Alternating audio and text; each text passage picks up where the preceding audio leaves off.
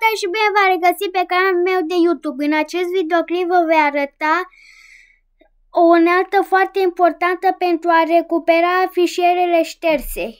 Unealta se numește Mini-Tool Power Data Recovery și astăzi o să vă prezint interfața acestei unelte și cum se folosește.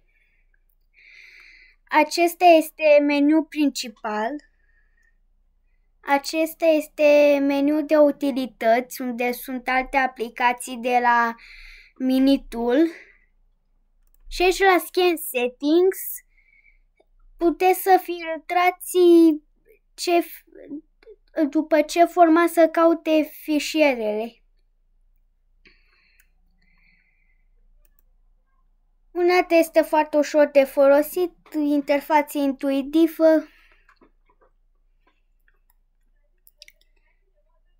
Atenție! Nu se poate recupera orice fișier șters. Depinde de mai mulți factori. Spre exemplu, de cât timp a fost șters fișierul, ce format este adoptat acelui fișier și așa mai departe.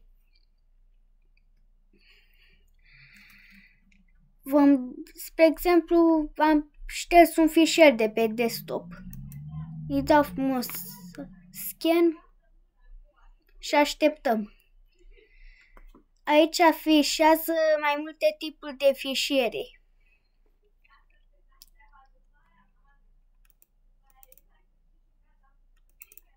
Deci fișiere șterse și fișierele pierdute.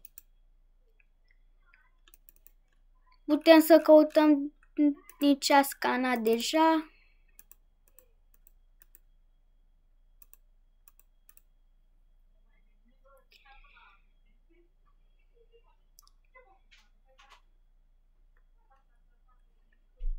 Eu o să opresc scanarea pentru că durează.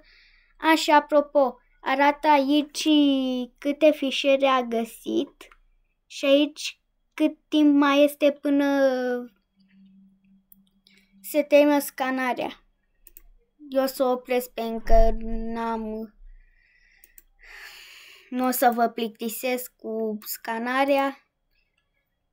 Și cam ăsta este programul. Destul de util,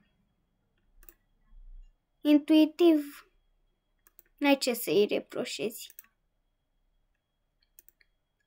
Cam acesta a fost videoclipul. Nu uitați să apăsați butonul de like, subscribe, share și nu uitați de clopoțel pentru a mai vedea videoclipuri de acest gen pe canal. Salut!